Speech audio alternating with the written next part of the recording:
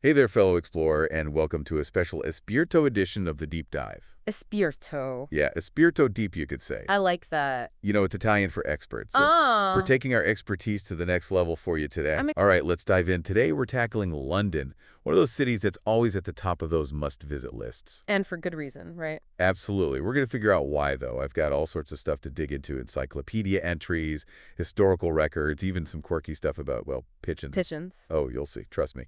But first, a little history lesson. I mean, London wasn't always the bustling metropolis we know today. It all started way back with the Romans, right? Yep, 47 AD, they set up shop and called it Londinium. Londinium, catchy. But I read that it didn't exactly have a peaceful start. Wasn't there some drama with Queen Boudica and her Iceni tribe? Oh yeah, big drama. 61 AD, just a few years after the Romans got there, boom, the Iceni tribe, led by Queen Boudica, burned the place to the ground. Wow, so much for a warm welcome. Right. It's pretty amazing that London bounced back from that, though. By 100 AD, it was already the leading city in the Roman province. Talk about resilience. I mean, what was it about London, even back then, that helped it overcome these setbacks? Well, location, right on the River Thames. Ah, the Thames makes sense. Yeah, made it a prime spot for trade, and that strategic position helped London's economy grow and drew people in. It became a major port, and, well, the rest is history. Okay, that makes sense. Fast forward to today, and millions of people flock to London every year. And our sources say it's because of its global reach.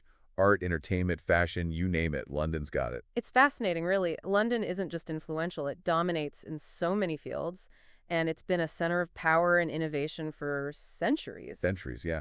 Speaking of which, London has the busiest city airport system in the world. It's mind-boggling, isn't it? Totally, the sheer number of people coming and going. It's like this massive global hub. And let's not forget about the London Underground, the oldest rapid transit system in the world. 1863, right? Yep, imagine over 150 years of continuous operation. Talk about a historic commute, but, while we're on the topic of history, I came across some quirky details that I just have to share. Oh, lay it on me. London's full of quirky details. Okay, so apparently, to be a true Cockney, you have to be born within earshot of the bells of St. Mary Le Bow Church. So it's like your birthplace is tied to your London identity. I love it. And speaking of being tied to London, you haven't truly experienced the city until you've dodged a pigeon or two. Oh, the pigeons. An estimated 3 million pigeons in London. Wow, 3 million. They're practically a landmark at this point. Right, as iconic as the red double-decker buses. And speaking of iconic London's royal parks, Kensington Gardens, Green Park, Hampton Court Park, it's beautiful. They really are such peaceful escapes from the city, like green lungs. Exactly. But, okay, switching gears a bit, London's a global hub, but it's particularly dominant in finance. The City of London is, well, it's practically synonymous with global finance. Right, it's amazing. So much power concentrated in that 1 square mile. The Bank of England, the London Stock Exchange, Lloyd's of London. Driving not just the UK's economy, but influencing markets worldwide. A financial engine. I found this concept of financial exports interesting.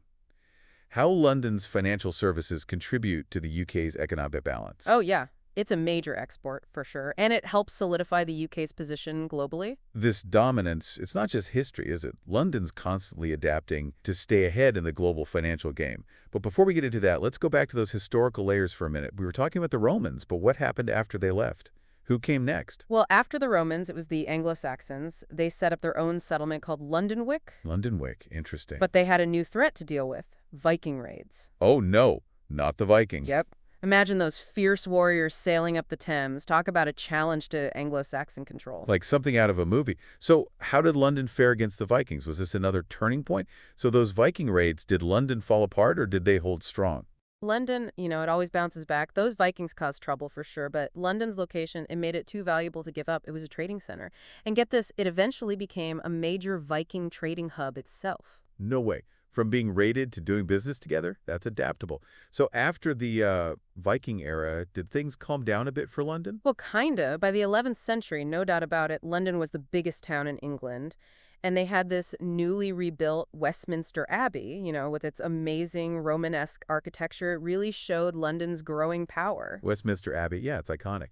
I've always thought it's cool how those buildings, they don't just mark history, but they show the architectural style of the time. Like frozen snapshots, right? Exactly. And Westminster Abbey, it marks a shift in power too, doesn't Oh, it? absolutely. Winchester used to be the capital of Anglo-Saxon England, but London, well, it started to take over. It became the place to be for foreign traders, and it was key for defense, against invaders. So London was becoming the heart of England, slowly but surely.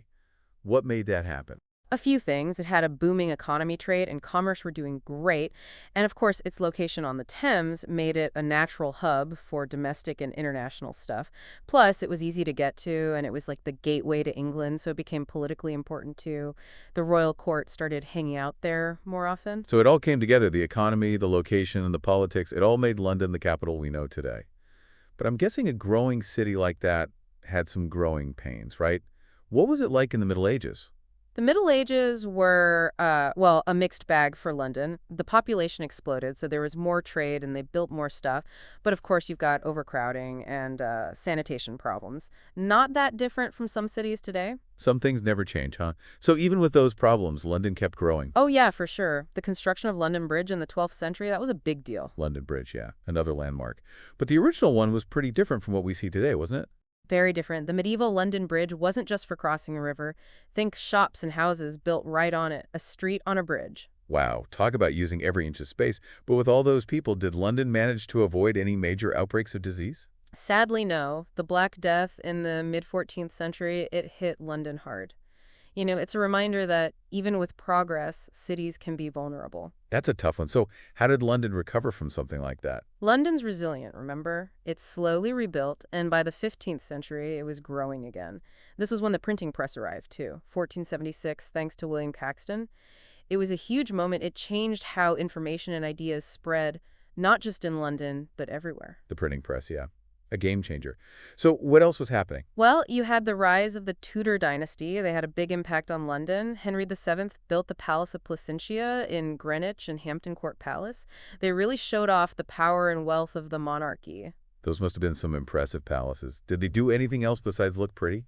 Oh yeah, those palaces helped the local economy a lot, created jobs, brought in skilled craftsmen. They were like engines driving economic activity. Interesting. So those big construction projects, even back then, had a huge impact on the city. Did that continue in the early modern period? It did. London's population kept growing because of trade, people moving from the countryside, and the English Renaissance. The English Renaissance, that's Shakespeare time, right? London must have been amazing culturally. It was. It was a cultural and artistic boom, and London was right at the center of it all. Theaters like the Globe, where they performed Shakespeare's plays, those drew huge crowds. I bet they did. Did the whole cultural scene bring in people from all over? From all over England and even abroad. London's reputation spread. It was the place to be for artists, scholars, anyone looking for, well, for culture and ideas. And it all went hand in hand with the economy. The 16th century was the time of mercantilism, and London became this major port on the North Sea. And that led to these powerful trading companies like the East India Company. The East India Company. They had a global reach, didn't they? Their impact wasn't limited to just London. It was huge, but as London got wealthier, its problem got worse. Overcrowding, poverty, and disease, especially in the East End, where all the growth was happening. So there were two sides to the story, wealth and grandeur on one hand, and then the working class struggling. Yeah, you could say that, and those two sides, they've shaped London's story ever since. It makes you think about how that division between rich and poor played out in the city. Were there clear lines between where the wealthy lived and where the poor lived? How did that affect how the city grew? Good questions. We'll see how all that affected everything, like architecture and urban planning, even social movements and politics. Before we move on, what surprised you most about London's past? It's how tough that city is. Fires, plagues, wars, economic ups and downs. London always comes back. It's like the people never give up. They always believe in it. It's pretty inspiring. So let's think about this. What is it about London that's allowed it to not just survive but thrive for, what, almost 2,000 years? We'll be back soon to uncover even more about this amazing city. Okay, so we've journeyed through London's past, right? From Roman times to, well, a global powerhouse. But now let's jump into the 21st century. London's a modern city, and it's really embracing technology, becoming a tech hub. It's amazing to see how parts of London are changing, like Silicon Roundabout. Have you heard of it? Silicon Roundabout, yeah. It's this cluster of tech startups and companies over in East London. It's a real symbol of how London's changing. It's crazy to think that a once kind of gritty industrial area is now all about innovation. What's driving that tech boom? Well, London's got a lot going for it, a diverse talent pool, easy access to global markets, and a really supportive environment for startups. It all makes it attractive to, tech companies and investors. So it's more than just infrastructure. It's about creating the right atmosphere. This tech boom, it's got to be having a big impact on London's economy. Yeah, definitely. Creating jobs, bringing in investment, and it's diversifying the city's economy, which is important. It's helping to set London up for the future. But of course, we can't talk about changes without talking about Brexit. True, Brexit's been a big deal. The UK leaving the European Union, it definitely created some uncertainty. People were worried about businesses leaving London and the economy taking a hit. What's the reality? Well, there have been some companies that left, some big ones even, but London's financial sector is it's pretty resilient. The city has a lot of talent, established rules and regulations, and those global connections, it's still attractive to financial institutions. So even with the Brexit uncertainty, London's managed to stay competitive. Absolutely. And remember, London's appeal goes beyond finance, too. Tourism's booming. People from all over want to see the landmarks, the museums, the theaters, that whole vibrant cultural scene. I know what you mean. It's impressive how London balances its history with its modern identity. Ancient Roman ruins next to skyscrapers. It's a pretty unique mix. It is, and that's part of what makes London so interesting. You can walk in the footsteps of Roman emperors and then see a cutting-edge show, all in the same day. It's a city that's always evolving, always changing, but shaped by its past. But, even with its successes, London still has its challenges, right? Right. Housing affordability, income inequality, social mobility, those are big issues. London's not alone. A lot of global cities are facing those same problems, but, London's working on it, trying to make sure everyone benefits from the prosperity. It's a good reminder that even in a successful city, there's always room for improvement. So as we wrap up this deep dive into London, what's the one thing you really want our listeners to remember about this city? I think London's story is really about resilience, being able to adapt, and always striving to be better. It's faced so many obstacles over the centuries, but it always finds a way to reinvent itself. It's a city that's always moving forward, a place where the past, the present, and the future all come together.